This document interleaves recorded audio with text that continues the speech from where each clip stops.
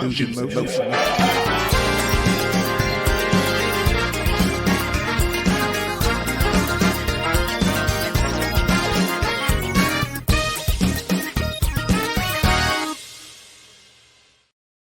Good morning, good morning, good morning, good morning. I just love seeing people in the green room, like dancing. Like, y'all, Pastor Holmes was jamming back there in that green room. That music is something, isn't it, Adrian? I'm still loving it, loving it, loving it, loving it. Good morning to all of you. Deborah Johnson, good morning to you. Yes, it's a good day. Marion Jackson, good morning to you. Sardinia, good morning to you. Robert Holman, Grand Rising, hear the Lord and follow his instructions. I love that. Thank you for adding into that, Mr. Holmes. Adrian, good morning to you. And Jackie, good morning to you. Good morning to you. Today, we will have our closing arguments going into this 2024 election. We know that many people have already voted. The last count that I checked this morning is more than 56 million people across the United States have already cast ballots in this election. So standing ovation to all of you that have done so. We're excited about it. I have a question to you all this morning. Don't forget, this is Town Hall Thursday. It's our closing arguments, but it's also Town Hall Thursday. So please, please, please answer this question. And by the way, good morning to everyone on our audio podcast, to all of our audio podcast listeners. If this is your first time joining in, you're probably like, well, who are you? My name is Gail Dudley. We've been at this since June 2020, and we're bringing it to this year's close, coming soon. As soon as the election has been called, we will be stepping aside until January 2025. And then, of course, if anything pops off during those days we're away, if we're able to jump on to talk about it, we will do that. So make sure you set your alerts. Make sure you subscribe to this YouTube. That's youtube.com/Gail Dudley. Hit that subscribe button. Please do that. Please subscribe. And then turn on your alert. So whenever I pop on, you will get the alert that I am on News in Motion. I see you, Kim Edmondson, coming in here. So y'all, please do me a favor. Subscribe, hit that subscribe button. That makes a big difference. And then hit that alert button as well. So here's my question this morning. Here's my question. Last week I asked you what was you most looking forward to by the end of this election. Today I'm asking you, how are you preparing for Election Day? Even if you've already voted, I want you to go beyond casting a ballot. How are you preparing for Election Day? I'll start as soon as I turn off of News in Motion on Tuesday, November the 5th. I'm going to go to several locations just to see if anybody needs anything. What's up, Latrice Jones? And then after I wrap that up, I think I want to be done by about 3 p.m. on November the 5th. I'm going to come home. I'm going to get my blanket. I hope it's cold outside. Not cold to where people won't come to vote, but like, I want it to be about maybe 50s. I'm going to get my blanket. I'm going to have me some chili. I'm going to sit and watch the returns as much as I can. And then my prayer is that I can sleep peacefully on the night of November the 5th. November the 6th, of course, I'll do News in Motion to give the election results. Hopefully it will not be a contested election on November the 6th. And then after we sign off on November the 6th, I'm going to chill the entire day and watch movies. On November the 7th, we'll come back right here on News in Motion, have some conversation, not a town hall gathering, but more of a celebration. That's my hope. That's my hope. And then when we sign off, then I'm going to say I'll see you all in January. Now, if it doesn't go that smoothly, ask me next week how I'm going to do this. But that's my plan. That's my plan. Deborah says, I will be doing extra meditation and voting with my family. I will be praying throughout the day. I see that. Hey, what's up, Fred Jones? He said, the governor is coming to my job for a tour on Election Day. Okay. I like that. I actually like that a lot. So please keep sharing with us. Like, what are your plans? What are you going to do? How are you going to handle the day? So yeah, I want to hear from you. So please, even as I continue on this morning before I bring in Pastor Derek Holmes, please keep putting in there, what are you going to do? How are you preparing for Election Day? How are you preparing for election day and the days after? Then I'll also be preparing getting my home ready. So for the first time since the pandemic, everybody in my family is coming to my house. And families have grown. So I'm sitting there like, I wasn't counting that many, but we'll figure it out. So I'm going to be preparing for that too. So I'm really excited about that we're back to some normalcy when it comes to Thanksgiving. All right, attention Virginia voters. Uh, the question with color of change. I don't know if Virgie's on here or not, but have you been removed from the voter registration rolls? And they're saying this is what you need to do. So please follow along with this. And if anybody can grab this information and put it in the chat, that would be great. Virginia voters, this happened yesterday. The Supreme Court allowed Virginia to remove about 1,600 people from the voter rolls. And if you've been wrongly purged from the voter registration, you can re-register at the polls under the same day registration and still cast your ballot. So Virginia, if you have been purged, you can re-register at the polls under the same day registration and still cast your ballot. So again, the Supreme Court allowed Virginia to continue to purge over 1,600 voter rolls. Now, voters flagged as potentially ineligible are typically notified by mail and given 2 weeks to confirm their citizenship. We don't have time for that now. So now you have to take action. And if you feel that if you've already early voted and feel that maybe you have been purged, you must go to the Virginia Secretary of State's office and check your status. If you know that you are legal and that you have all the documentation, I know this is more work for you. I know, but at this moment, this is called revenge voting. So if you've been illegally purged, okay, or wrongfully purged, then you got to get out of your feelings, get dressed, go back to the polls, wherever you're going, with all of your documentation. And if you need to, take somebody with you. There's Legal Aid Society. There are advocates out there. Take somebody with you and re-register and vote. Okay, you can do that. You can do it under the same day in Virginia. Now, Republicans officials said they may not be U.S. citizens. So they just started purging people. So you're guessing? That doesn't make sense. It doesn't make sense. So they have temporarily allowed this voter removal program to continue in Virginia after the federal judge blocked the initiative last week. So the federal judge said, you can't do this. Of course, Republicans took it to the Supreme Court. I didn't think y'all was in session right now, but y'all sure did find a way to talk about this. And then you said this stands. So there's an emergency stay. They're hoping that will come. So Governor Glenn Youngkin signed an order back in August to remove these people.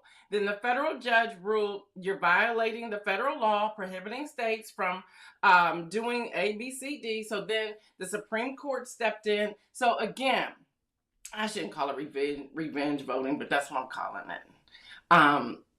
Check.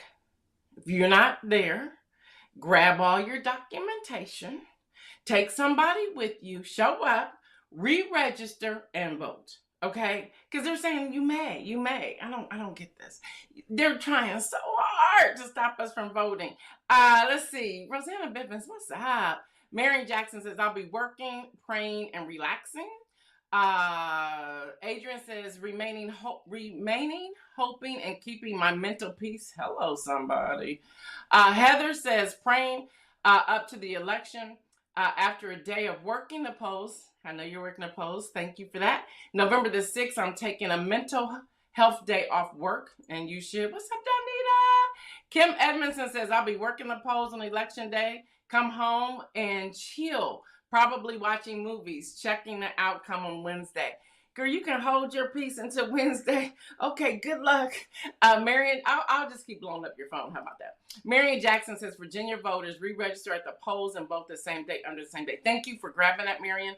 Unconstitutional, maybe? Yep, Adrian. Jackie said, did you see the video of the big belligerent white man showed up to vote where there were only women working the polls? They tried to enforce the rules. He had a cap and went against the rules. I have not seen that. I heard about it.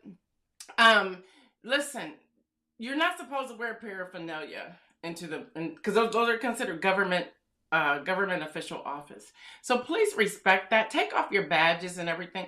If you run into this, and I know some people are dealing with this now, go to security. Don't you try to do it. Don't you try to do it. Go get your security. There's security. There's even undercover security in these places. Police officers, sheriffs, and so forth. So go there. Thanks for sharing that, Jackie. Judy Neal, good morning to you.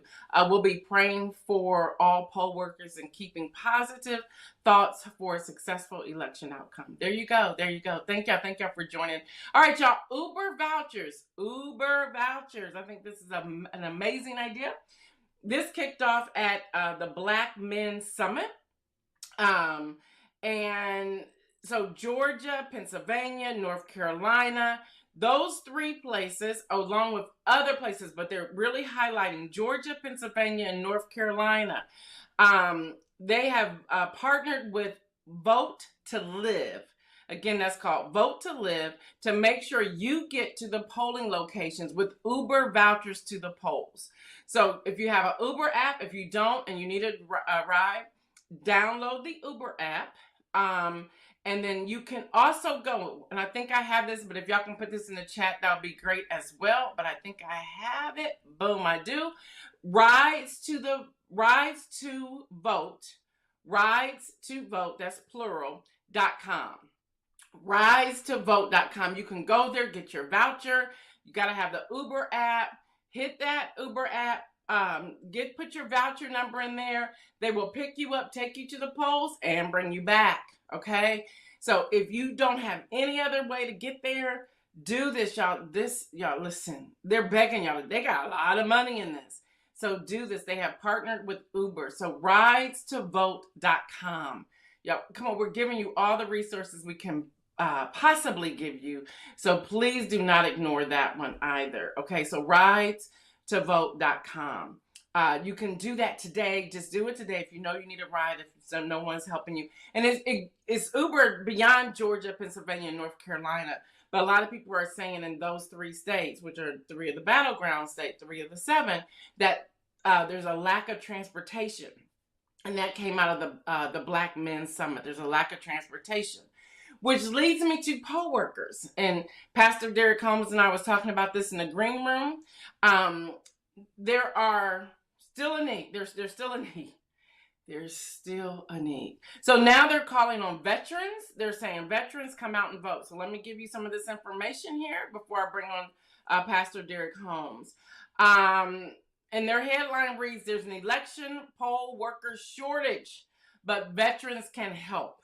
So you may be saying, even in Ohio, there's still a need. This morning, because I went to go look this morning, the headline right here in Franklin County Board of Elections is saying they still need poll workers.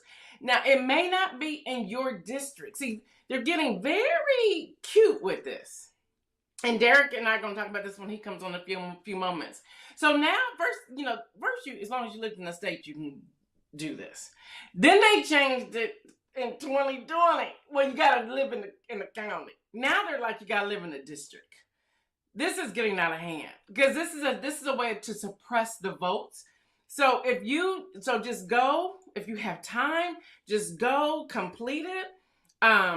And see where you're needed. They're asking like how do I qualify? Be a registered Franklin County voter, attend an interviewing training session. Although they're kind of skipping that a little bit. You can do everything online. You can do the training online, everything. Have reliable transportation. Use that Uber voucher, okay, to get there. Have never been convicted of a felony. Be willing to work approximately 15 hours on election day. Okay. So all the information is there. Election day is $133.72. It's a little stipend. The training is $80. So add that to the $133.72. If you are part of the setup, that's another $55. If you set up the night before, early that morning, all the information is there. So that's Franklin County. But if you go to dav.org, D as in David, A as in Apple, V as in Victor.org. Veterans, you can go here and sign up to be a poll worker. They're needed. Georgia needs them. badly. And we know why Georgia's having a hard time with that, but Georgia needs them badly.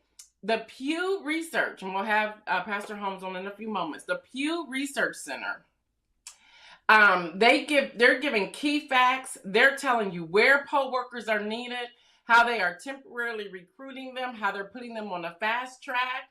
They're talking about the election officials, the poll watchers. There's poll watchers as well that are needed. So listen, DC,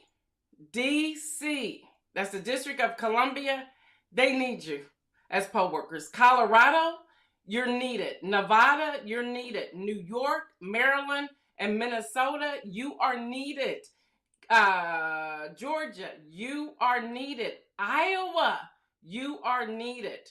Delaware, Alaska, you are needed as poll workers. And we're in our 9th hour, y'all, and there's poll workers are still needed. So you can check that out as well. And my last thing, CNN did a great report on this on yesterday. They're saying there's this shortage. They're letting people know. They're saying in North Carolina, in the major metropolitan areas, they are fully staffed with about 3,000 workers trained for this year, which is an increase from 2020. But the outlying area, the rural areas, are without a full setup to open up on election day. They give other information as well. So with that, I'm going to bring on Pastor Derek Holmes so he can talk a little bit more about these poll workers. Good morning to you. Good morning, good morning, good morning. Peace. Good morning. Good morning. Great to see you again. Great to see you. So help me out. I gave the layout as we talked about in the green room. What do you suggest? Give us the 411 on poll workers. So again, always a pleasure to be here and share with you all. Great to see everybody in the chat and love the continued work that you're doing. Thank you. So listen, I think when we talk about the poll worker situation, the poll worker crisis, in a lot of ways, it's important to understand context, that there's a general dispassion around participation in election that's leading to some of that. And we just have to hold space for that.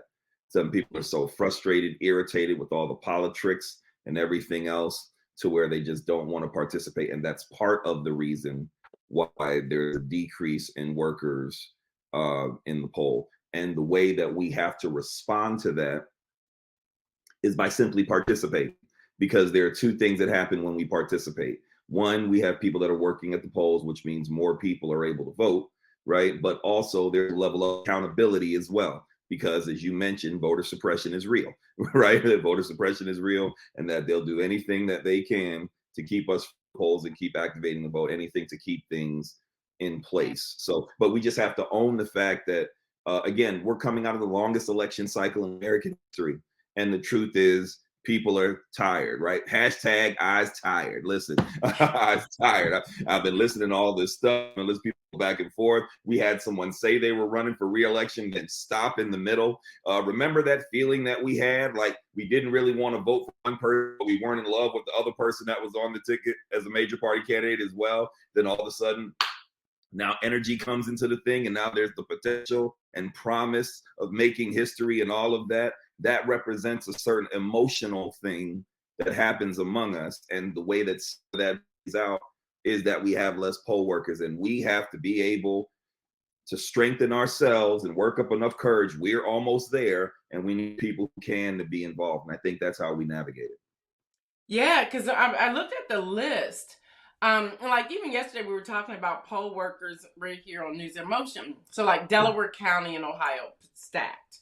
I'm not for sure where Rosanna Bibbins, her county, but they were saying it was full. But and I think it was Franklin County. When I go to Franklin County, okay, they're full, but some of the outlining areas are not. So there's not even clarity. Like, where exactly do you need them? So then that we can go and get those individual people, because we may know people in that area, or let people in the central area to just go. Why are you saying we can't go because we're not in that district? Like, what is happening here? There's a general politrick. I love that someone said it because I think about it that way. There's a general politrick, excuse me, around misinformation that we have to be able to address. And I'll give you an example of what I'm saying. Most people, particularly the community that I'm most concerned about, the Black community, that Souls to the Polls is actually a real thing, right? That I got my Sunday shirt before, on. right, I love that, by the way, right? We know in our community that that's like an actual thing. As the pastor of a long-standing church with a deep commitment to social justice, we very much were making up our minds to go to the polls this coming Sunday. Our administrative team had gotten together and tried to figure out what the time was. Everything that was on the Secretary of State site in Ohio was that the BOE was closed on Sunday. It said on Google that it was closed. We couldn't I get saw anybody that. on the phone to clarify that it was closed. And so I was going to change the date. I stood in my pulpit on Sunday and said, well, you know what? We just going to change the date and we'll go on Wednesday during Bible study. We'll all just go together.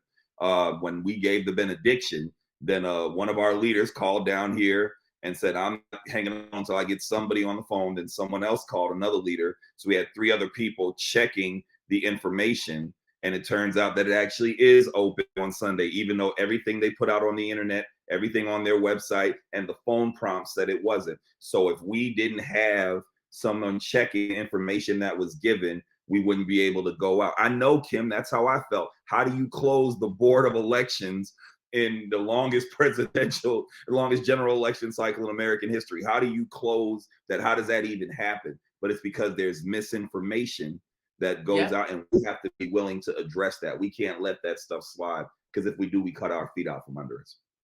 And you're right, because I had someone notify me about that, and I'm like digging into like, what are you talking about? And Mhm. I was like, wait, but this said earlier that it's open. So who Right. changed the narrative and who changed the website and why? So you got people causing fires at ballot boxes over here. You got people transferring, changing the websites over there. It's like, Hmm. whoa. So we Yeah. have to roll up. We have to roll up. So just let me just share this as we're talking. Again, y'all might as well give the list. Know before you go. Check your voting location. But Souls to the Polls is that main location in your area. Complete your sample ballot. Y'all cannot go in there with your phone while you're voting. You can't. I mean, you can have your phone, but have it printed out or know where you're doing it. Have your bottled water or two. Have your sandwich, your chicken, your snack, your whatever, your protein bar. Have your sunglasses. Have your umbrella. Be prepared to stand. If you cannot stand, have a folding chair to sit in, not to be violent. Have your medication, eat before you go, have your inhaler, have a book, sing some hymns on Sunday, wear comfortable shoes. I had someone yesterday who tunes in the news in motion all the time. She sent me, I gotta read this text, but she sent me a text message and she said, I don't know why I didn't print out your list before I went. She said, and I quote, she said, I went today, this was yesterday, and did not expect so many folks to be there at 1:30 p.m. I had on, and she had highlights, the wrong shoes. She says, but I'm going back in the morning.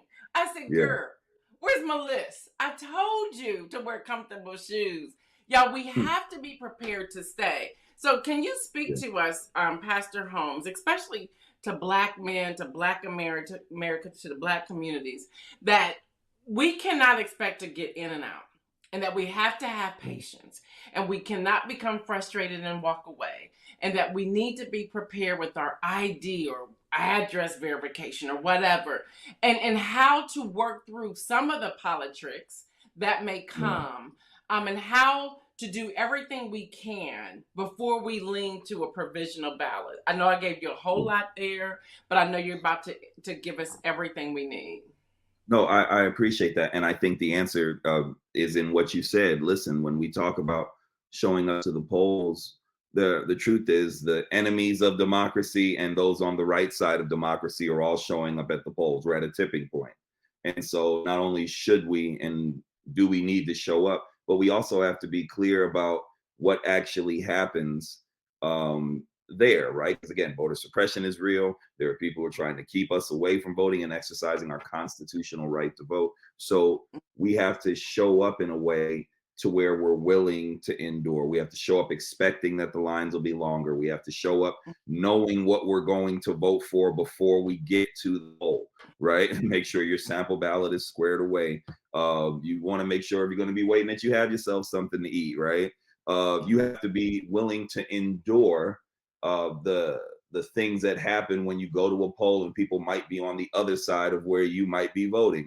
I don't live too far from the Board of Elections in where I live here in Ohio, and I've seen demonstrators out there. You're not even allowed to do that, right? So if you have people who aren't allowed to do a thing while people are voting, what does that mean? That means that police are there, right? So now it's a whole thing while people are going to vote, and we just have to be aware and conscious of that. But you said something about Black men, and I just really want to lift this just as we're talking about. I'm sure we're going to talk about it anyway. Not only should we be aware of all of that going to the polls, but we have to also be clear that the Black male vote, perhaps more than any other election in American history, is being vied for in this cycle. And I don't know if we're having enough conversation about that.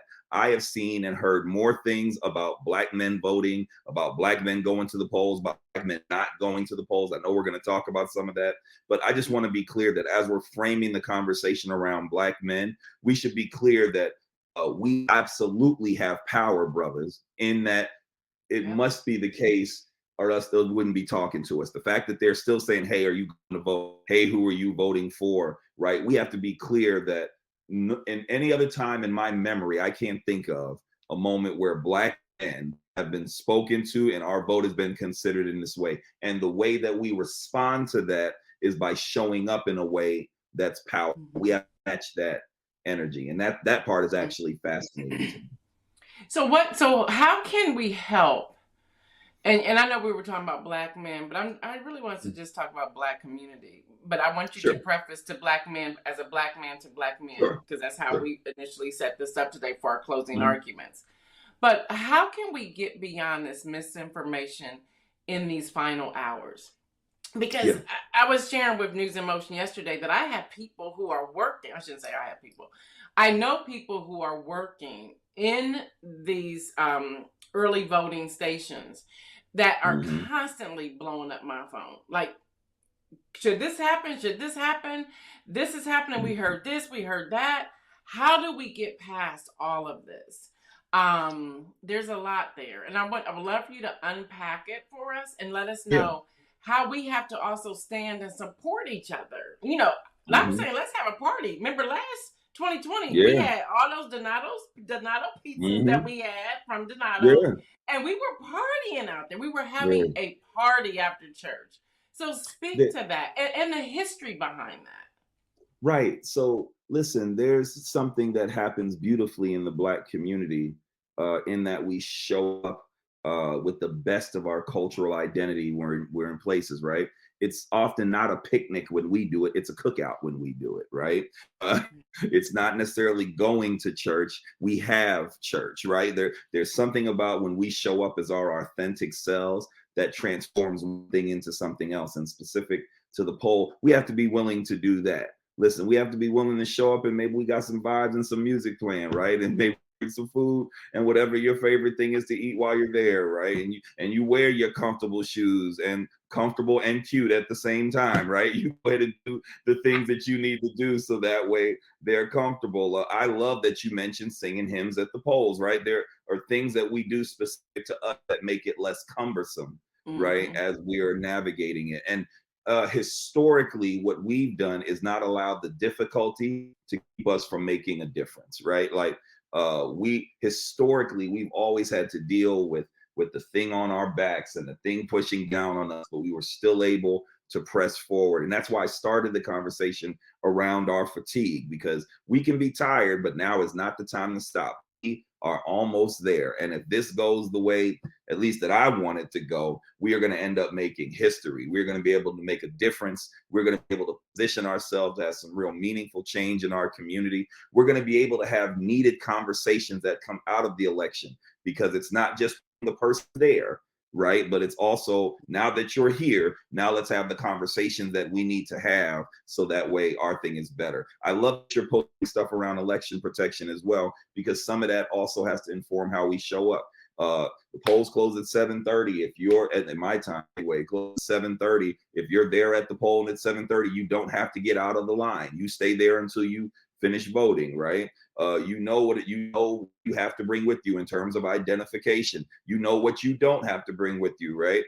There are all these different things that we just want to be aware of, so that way there's no way that we can be pushed away, because we are literally in a moment where every single vote counts. Oh, and last thing, and we need to make sure that we are bringing people with us. Don't isolate the function to ourselves. Go ahead and nudge that person that you know, come on, we need to go vote. Now, look, we can watch the game afterward, but we going to go vote. Now, look, I'll feed you, but hey, we going to go vote, right? Don't go by yourself. We have to go in community. That's the way we best mobilize our power, even in the face of opposition. Yeah, I have, there's 5 of us in my family, myself and 4 of my siblings, and we've been in our group chat.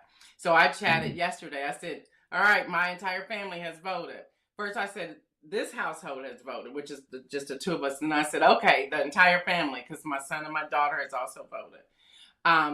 And so now I'm getting ready to go down a list of all my nieces and nephews. Have you voted? I don't care if their parents have asked them. I'm asking the question. All my children's friends. Where's, that's what's it called? Vote tripling. Keeping it going, keeping it out there, making sure it's out there. The other thing, y'all, again, I got to share with you. Please speak to this as well, Pastor Holmes. You cannot take a selfie with the paper that came out the machine. That you can't do that. Take your selfie outside with your sticker. Can you please speak to that? Because people are like, and they're putting on TikTok. I'm like, that's illegal. You can't do that. Can you please speak to that, please? on a platform as News in Motion, on a national platform, I want to be very clear that I acknowledge that it is illegal for someone to take a picture with the ticket that comes out of the ballot after you have gotten done voting.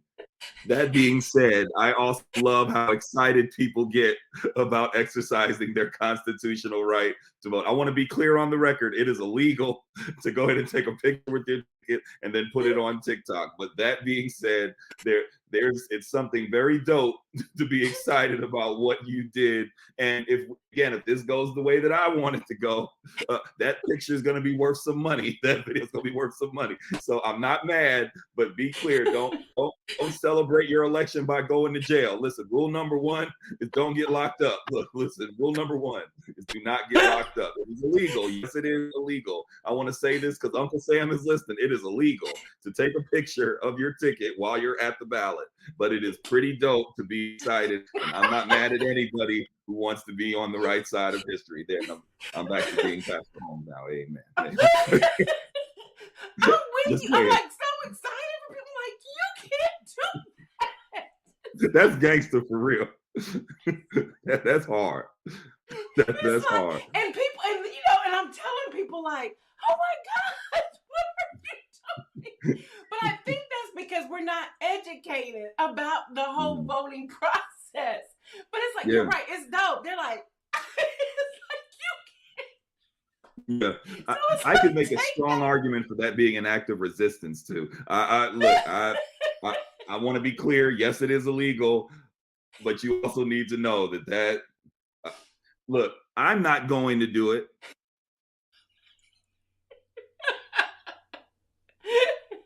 Oh gosh. Let me sip my tea. It's illegal. You should not do that. You should not take a picture of your ticket. You should not do that. The law says that you cannot take a picture. Hey, but listen. Take your picture outside with your sticker. Kim Edmonds is saying, do not go to jail. Rule number 1 is do not go to jail. Listen, do not go to jail. You do not want that story. Oh my, I was scrolling through TikTok and Instagram, and I can't tell you how many people are like, and they're like waiting for it to print out and they're taking pictures. It's like, you can't do that. Right. Look, the millennials are going to find a way to make this work, right? They're like, y'all done pulled me out my bed to go vote. I'm about to take. They're probably also taking a picture to tell their mama and them, look, I did. Stop calling listen. Oh God. Um, But for real, fif- y'all can't do that. Y'all fif- cannot do. 50 years. I'm with you, Kim. I love the excitement. Look, 50 years from now, if this goes the way that I want it to go, look, vote who you're going to vote for. But if this goes the way that I want it to go, I could imagine that ticket, which by the way is illegal, you should not do that. But I could imagine that picture of someone taking that ticket, the vote they cast, that that would go up in somebody's museum. Listen, and by the way, y'all, this is really water in here. It's not a mimosa or anything, but it is funny. It is funny. So, listen. Jackie says, take a Your picture of your picture ballot. of your sticker, not your Or your ballot. sticker, not the ballot. Yeah. There you go. Oh my gosh. But they don't know. They don't know. Mhm. They don't know. But Yeah. I'm with you. I love the excitement. But I'm sitting there and I wish I could just reach out like, don't do that. I want to just be in. I want to be a poll watcher. They won't let me even come close to any of these things. They're probably because of what we do. But I want to be Yeah. like, don't y'all do that. So I'm going to come up there on Sunday and be in the line with the young people. Don't do that. Or have a sign. Do not on your ballot. But and we're saying it being funny. But listen, that's another thing that we do, right? Listen, I know we're talking about poll workers and we absolutely need those. So as you're able to serve, if you're able to, please do so, right? We need people to volunteer. But be clear, we need poll mamas and poll elders who know we have to get out of this thing. We're at a tipping point in our community. We have to get past judging people for what they don't know, right? Yeah. And we have to just be able to show up and say, nah, look, baby, you don't want to do that. Hey, listen, look, I'm excited too, but rule number one is don't go to jail, right? Like that we have to be able to love on folk enough to stand with them. And part of the indictment for the generation behind us, from the generation behind us, is that y'all penalize us for what it is that we don't know, but y'all not teaching us what we need to know either. What we need to know. I totally agree with. So I think that we need to listen. I think we should have poll elders. I can't wait. The historic Union Grove Baptist Church here in Columbus, Ohio, after our benediction, we'll be driving down to the Board of Elections and we're all going to vote together. I can't wait to vote with the church that I serve. Normally I vote on election day and just wait for the results. I have memories of going to vote with my grandparents and with my mom on the day of. I watched my mom vote for Black people on the ballot. That meant something to me as a child. I normally go on election day, but I'm going early. This will be my first time early voting, and I'm going because our church is going, and we're all going to do that together for those who haven't voted in Franklin County, right? Yeah, that's good. I'm real clear that as we're going to go do that, right there, it's not just going to be me and a bunch of other people in my demographic. It's going to be some of our elders there too, right? Listen, we have to be able to do this in community, and I think we can do this. That's the part that I get excited about. We can do this. Yeah, it's interesting because I went early. I went the first day. It was October the 8th. Myself and David, we went together. We in another county, so we had to go to another county, which was quite interesting. But anyway, and it meant something to me to go early because I normally like to vote on election day as well, but I wanted to get this out the way. But in addition to that, that's why I'm making it a point on November the 5th to drive around to different locations that I'm aware of, just to really watch and see. Just, sit in my car, walk around, have conversation with people, not telling them how to vote, just that. And then when they're coming out, hopefully catching a few people with pictures and having a conversation. Maybe I'll do a few lives or something like that. Speaking of that, many of you may remember myself and Diane Ladybug in 2020. We were outside the Martin Luther King Center, and there was a young man. That video is still up on YouTube.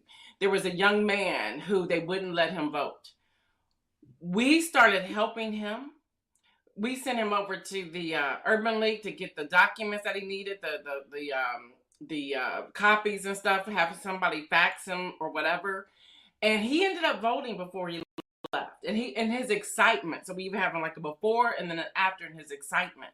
So if we're there, the mamas, the papas, the aunties, the uncles, whatever, and we see somebody like frustrated or upset, ask them, did you get to vote? Is everything okay? Do you have any questions? And don't let them just leave. And so I'm pleading with everyone, don't just leave. Do not just leave. Find Yeah. somebody and ask them a question. Hopefully Yeah. you find somebody who's nonpartisan on that conversation. Because you can go to somebody and say, well, I'm a Democrat, and you end up with a GOP, they'll be like, oh no, you can't vote, going home. Or you're a GOP and you show up in front of a Democrat and they're like, oh no, going home. Make sure they're Mhm. nonpartisan when they're having these conversations with you. Because it Yeah. should be about your civic engagement and your right to vote. So, can you help us? I know we're running out of time, but can you help us how we should work through uh, going up there, showing them our ID, and they give us this nod or this conversation like, you can't vote, or well, we're just gonna go ahead and give you a provisional ballot, which they do get counted, but afterwards. But when you Mhm. really want to vote like everyone else, can you please speak to that? And then from there, if you would go into your inspirational message. I have loved this today. I've No, absolutely loved this today. no, I loved it too. And again, I appreciate the opportunity to be here. I think the way that we navigate that is that we have to show up again armed with information. You know that you need your ID when you're going to vote, right? You know that when you're in the line that no one can tell you to leave once you're there, right?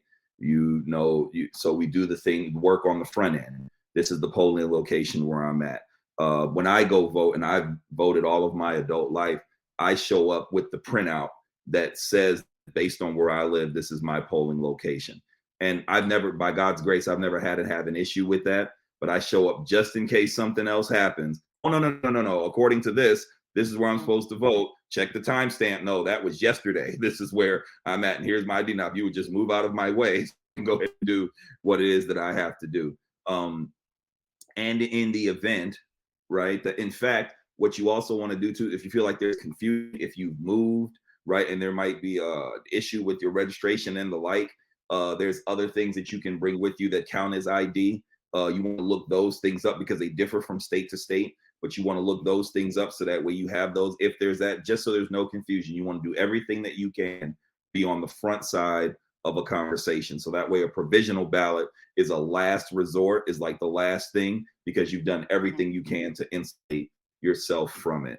I really believe that we're going to make a difference. I really do. And actually, that kind of pours into where I'm at. And let me kind of share this and then we can go. Listen, consider the context of how long we've had to travel all of this. Remember, we had the whole thing where they were running and we didn't really love this person, didn't really love the other person. Then all of a sudden, in the best way of how a Black woman can do it, she shakes up the whole process, right? And now rejuvenates it, has all of this energy into it. And now, because of that, there are all these other things that have had to be dealt with as we navigate going to the polls, as we're at the close of this.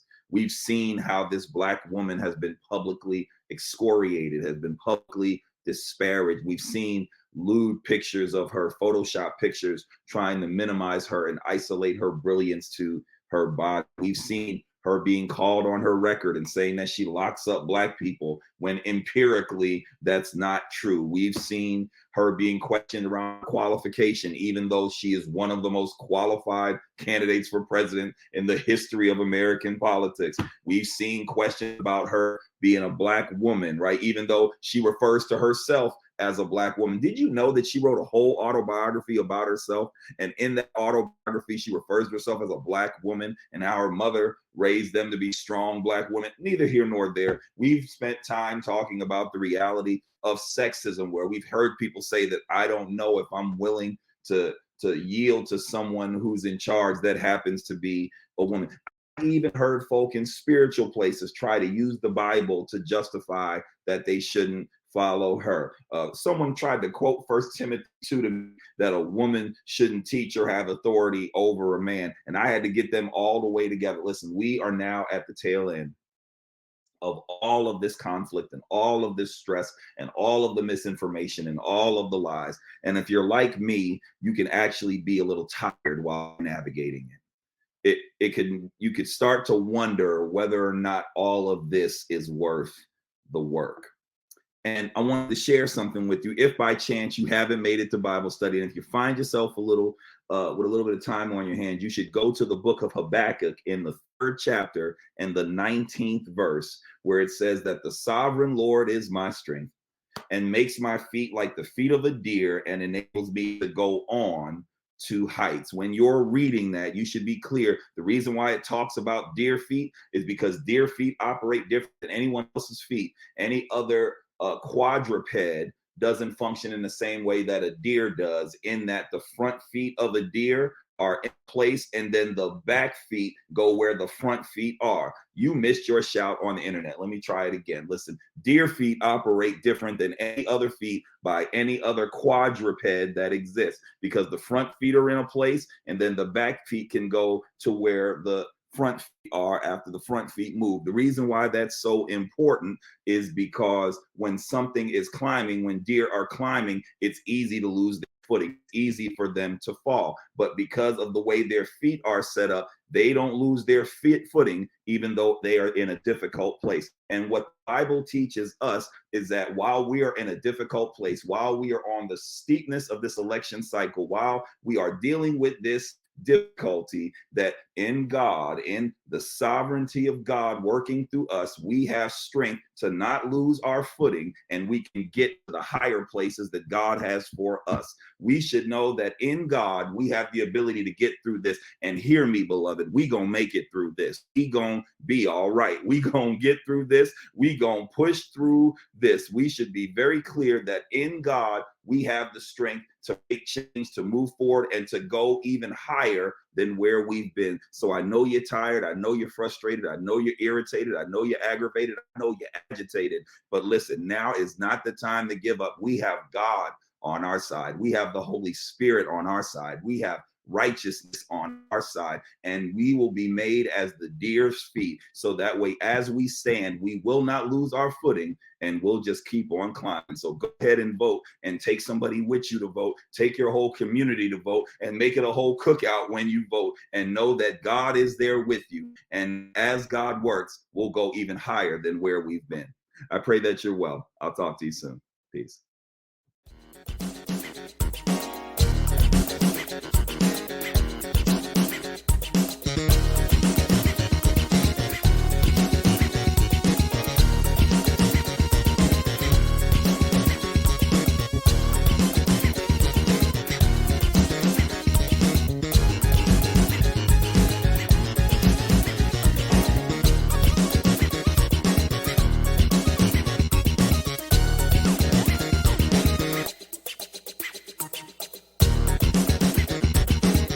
Motion.